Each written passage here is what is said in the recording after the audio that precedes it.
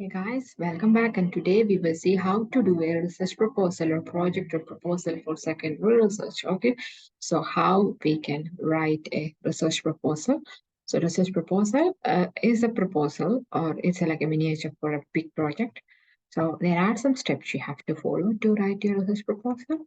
So your title page matters. So your title page is very important. So here I have to write your title page, and your title page includes these informations. Okay, proposed title page include your title, your student ID, your lecturer name, and the program in basically for which you have program you have applied to that program, then module, then submission date.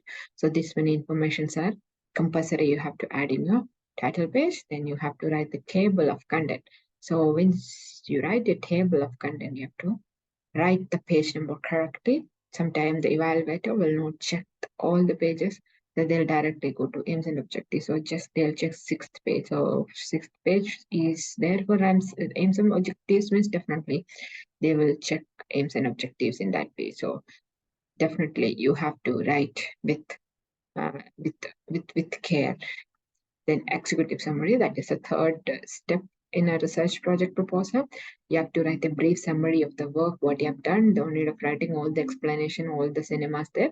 Just write the brief description of the total project. That is executive summary. It should be like half page, like 2-3 paragraphs. That's enough. That introduction. In introduction, you will write the background of your topic, what you are trying to write. You have to write a brief description. At the same time, you have to give proper information regarding the points, what you have to add and what you are adding in your project. That's introduction. But while writing introduction, always try to write citations, direct or indirect citations. That is compulsory. So please add your citations. After introduction, you have to write your aims and objectives. Aims is the main target. Aim is what you're going to do. That is your aim. So your title must be your aim. So you can write like this. The aim of the study is to write your title.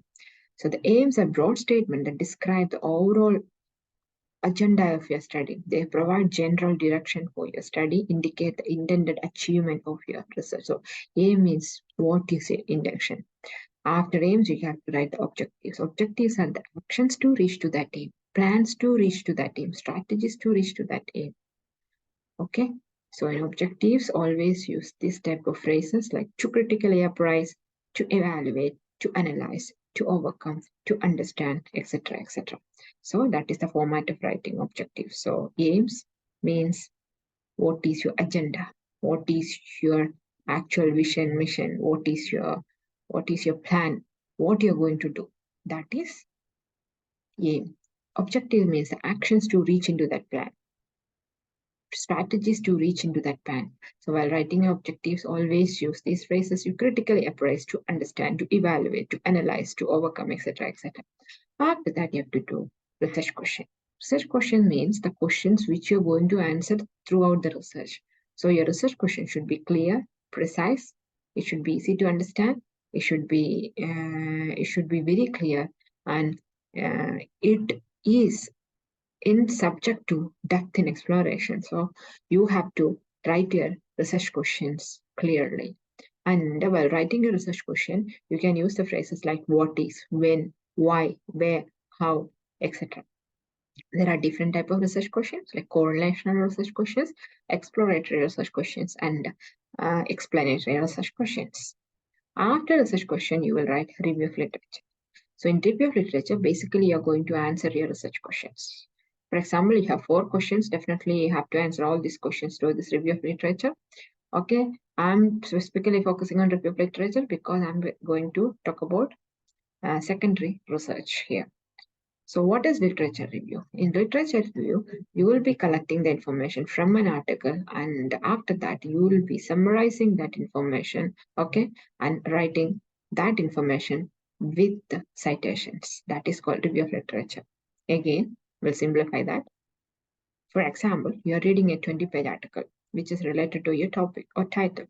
You cannot add all these 20 pages information in your project proposal. So what you will do, you will read, you will take the major points, and you will summarize, and you will write a paragraph like this, and also you will write the citation. That is called review of literature. So in review of literature, you will answer all the research questions.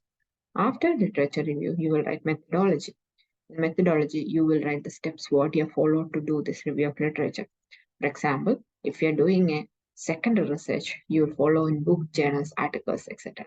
If you are doing a primary research, you will go and talk to the patient, or you will go and talk to the sample. Okay, so in methodology, you have to include both research design and data collection procedure.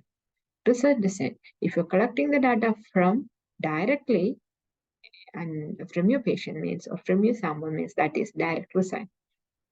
If you're collecting data from books, journals, articles, and not going to the sample means, that is secondary research design. So specifically mention what type of research design you're doing. Then data collection procedure.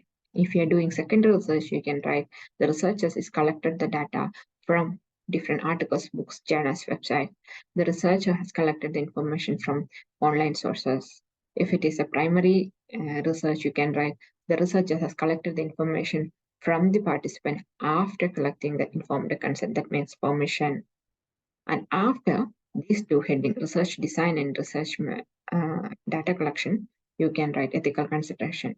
Ethical consideration is for protecting the right for research participants, enhance the research validity, and also for maintaining the scientific integrity.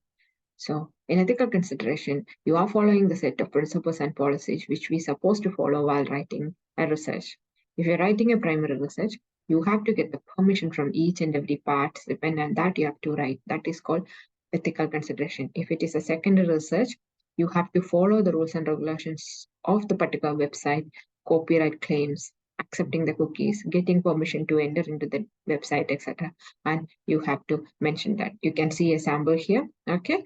So follow this study will also adhere the ethical guidelines like that. You have to mention. Then inclusion and exclusion criteria. Inclusion criteria means what you have included in the study. There is an example. This study included reports related to COVID-19. This study not included anything related to other studies, and this research will include articles, reports, and publications that are not related to the study's research or do not meet the quality standards set of the study. So inclusion criteria, what you have included in the study, that you have to write. Then exclusion criteria, what you have excluded, that you have to write. Then conclusion and recommendation. Conclusion and recommendation suggest an action to be taken in response to findings. Recommendation will give light into future research.